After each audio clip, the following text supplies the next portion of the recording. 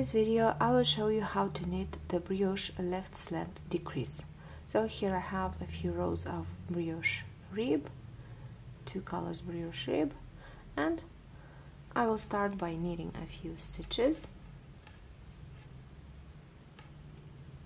Just like usual, you knit until you knit according to the pattern until you get to the stitch where you have to decrease. So here I am, I will decrease from these 3 stitches and I will have only 1 stitch left in the end. So the left slant decrease can be done in 3 easy steps. First step, slip knitwise the first brioche stitch with the yarn over. After that we have a stitch and a stitch with the yarn over, and we knit them together.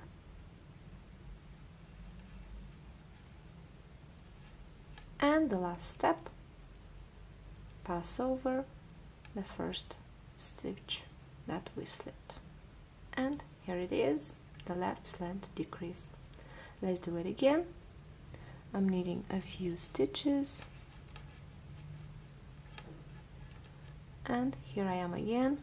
These 3 stitches I will do again the left slant decrease, and from 3 stitches I will have only 1 left. 3 because in brioche the stitch and the yarn over counts as 1 stitch, but really you can say that we have 5 stitches here, but only 3 brioche stitches.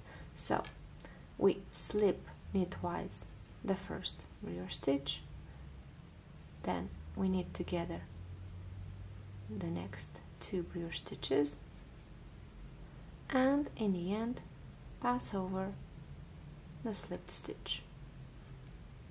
So here it is, again the left brioche stitch. You can see how this stitch is leaning to the left, and then you just knit according to the pattern again and finish the row. So here it is, the easiest decrease in brioche, left slant decrease.